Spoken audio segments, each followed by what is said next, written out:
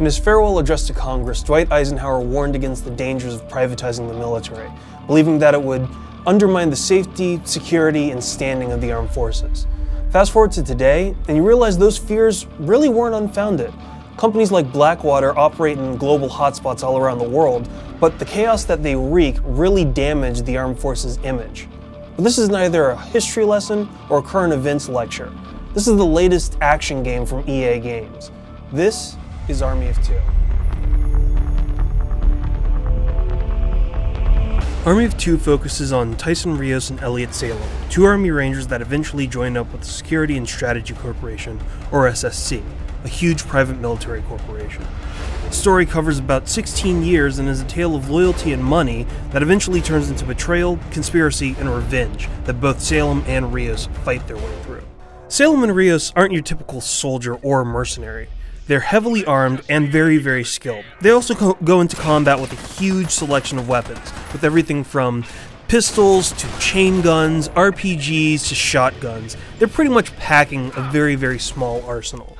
Now, while it might seem like a basic run-and-gun game, that's not really the focus of Army of Two.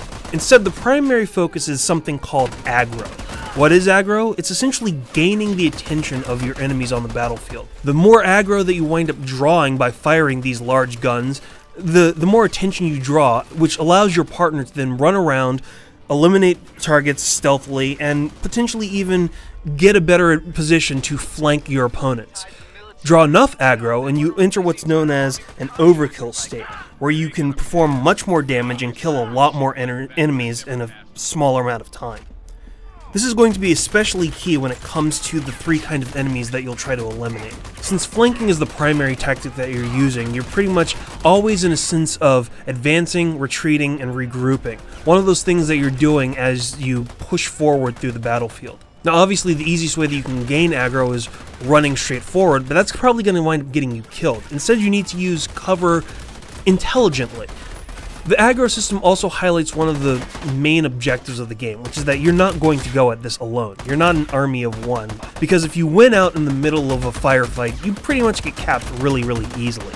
Instead, what you need to do is rely on help from your partner to do different flanking maneuvers, or draw somebody's fire so you can go up and perform a melee attack like a chokeslam or an elbow drop on somebody.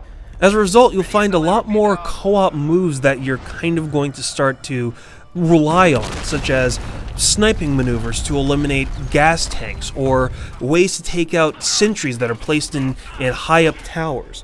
You'll also find that you'll have to go into what's called back-to-back positions, where both of you cover each other to maximize your firepower in what's essentially a bullet time moment.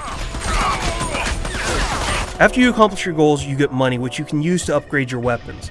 Since Rios and Salem walk into a fight with primary, secondary, special weapons, and grenades, that gives you a ton of options that you can then upgrade. You have multiple options available to you, such as changing out barrels, swapping stocks, getting increased cartridges or magazines, or even pimping out your gun. The ability to modify weapons like this is pretty unique, and it's one of those things that really is going to stand out, especially when you walk onto the battlefield carrying something that probably no one's ever seen before. While the game obviously places a large emphasis on co-op play, you will find that the single-player partner AI does leave you wishing for a little bit more. It's decent, don't get me wrong. It will do what you need it to do for the most part, which makes playing through the single-player experience relatively enjoyable. There are also a few times where the co-op action moments that you really come to rely on are kind of minimized. What's more, back-to-back sections are pretty much triggered automatically, so you never really get that sense that you are deciding when you need to have that element happen. Part of the problem with that is that it kind of removes the control away from you, which you won't really find if you play a multiplayer game with a friend that actually knows what they're doing. In this, a lot of the AI issues kind of fade away, and you have the ability to come up with new tactics and new approaches to the battlefield and to your enemies in general, which makes the game a lot more appealing and a lot more enjoyable.